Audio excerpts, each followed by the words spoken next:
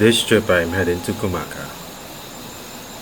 I have made several trips to Kumaka, but this time my mission is to camp out one night at a location and the next day explore the trails to the mysterious and perhaps terrifying Oropouche caves. I say terrifying because of events that have happened there in the past.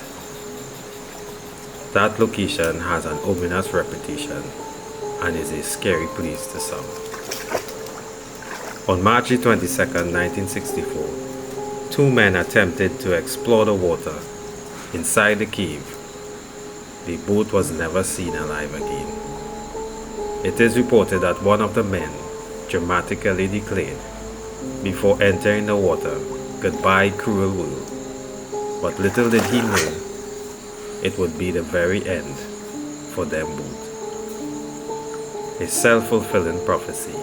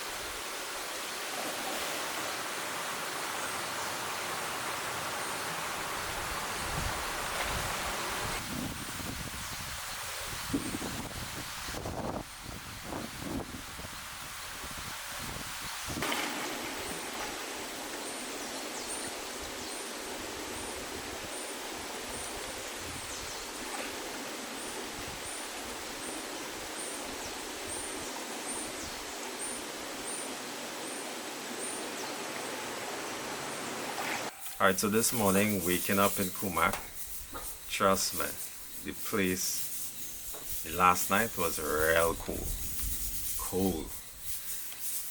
But sleep in Kumaka in preparations for the hike to the Oropouche Cave.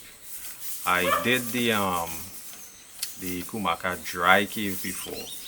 Now we're doing the Kumaka wet cave. Well, it's called the wet cave for good reasons by the locals. Deep inside of the cave, there is a hole where water gushes up. And this is the actual starting place for one of Kumaka River. So today we will be doing that trip to the cave.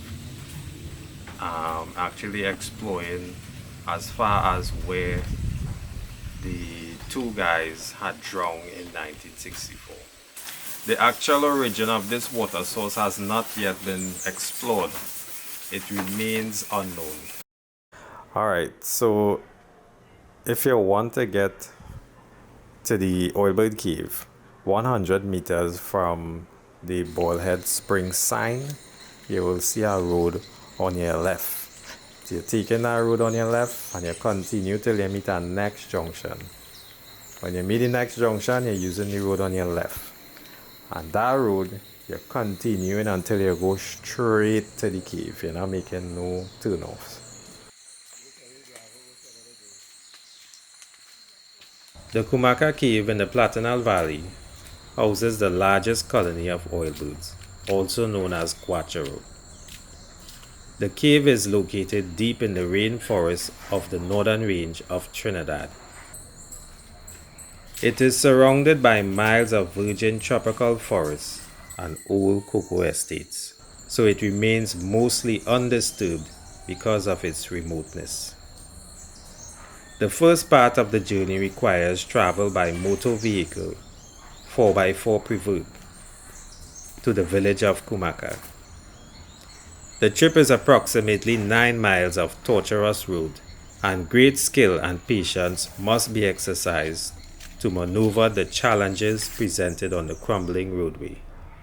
This is a major factor that contributes to the dwelling population of this charming village. After the village is accessed, the cave is accessible only by footpath along a trail. It takes about 1 hour from the trailhead to the cave location.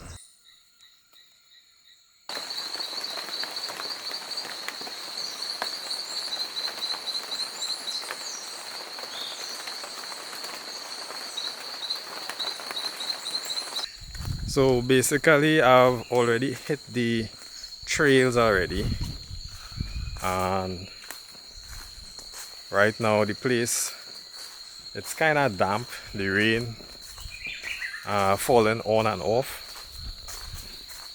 but so far so good. Just hearing like hunting dogs in the bush. That's basically it. Other than that, you could basically hear the songs of the birds and other little insects as I walk along the trail. And that's basically it.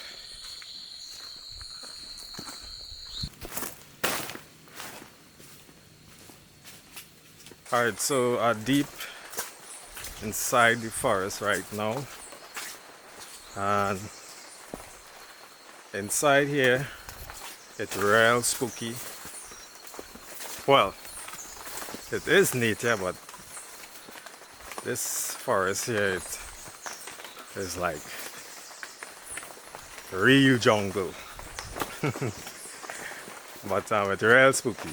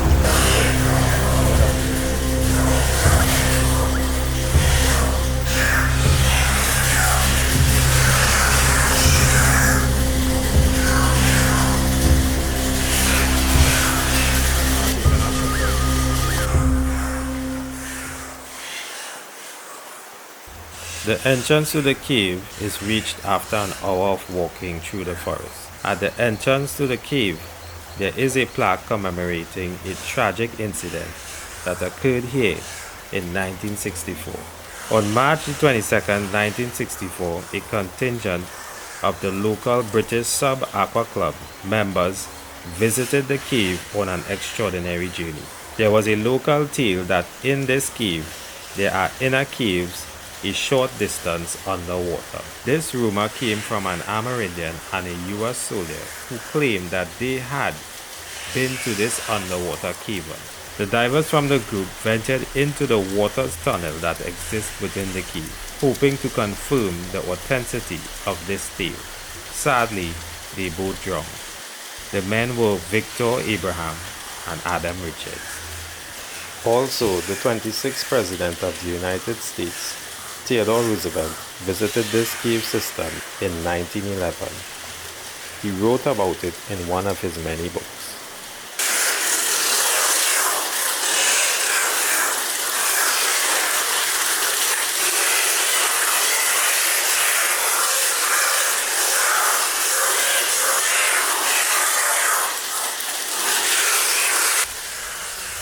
When entering the cave, almost immediately, one is plunged into extreme darkness. You could hear the oil birds creating an unearthly noise that becomes louder and louder as one progresses into the cave. The extreme darkness is disorienting, and flashlights are required. All the while, oil birds can be heard screeching loudly in the darkness. It should be noted that these birds, like bats, navigate by echolocation. They communicate by making a clicking sound, which has been determined to be unique to each bird. Unlike bat song, the clicks are audible to humans. This creates an unpleasant noise that can be very disturbing.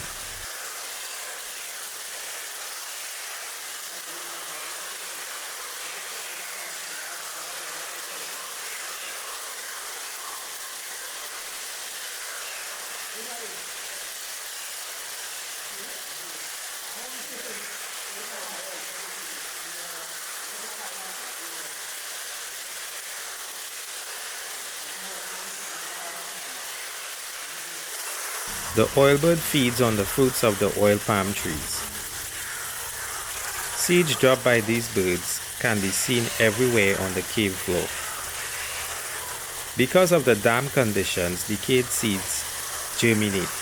There is water here, but the darkness is too intense to support plant life. Photosynthesis is impossible because of the lack of light. The young trees' existence are short-lived, and the seedlings eventually perished and litter the cave floor. There is an accumulated mass of dead plants on the cave floor, and this provides food for the small fauna that exists in the darkness.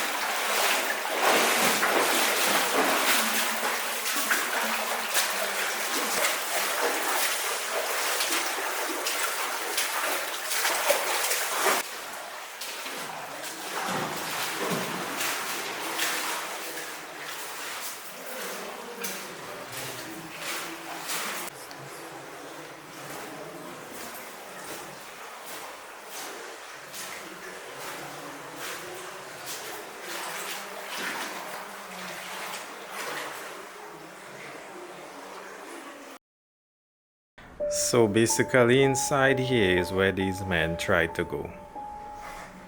They tried to pass through this location to see if it had more caves on the other side of this tunnel. Victor and Adam went against the advice of the more experienced divers, who had just completed an exploration. The first contingent of divers described the conditions as treacherous.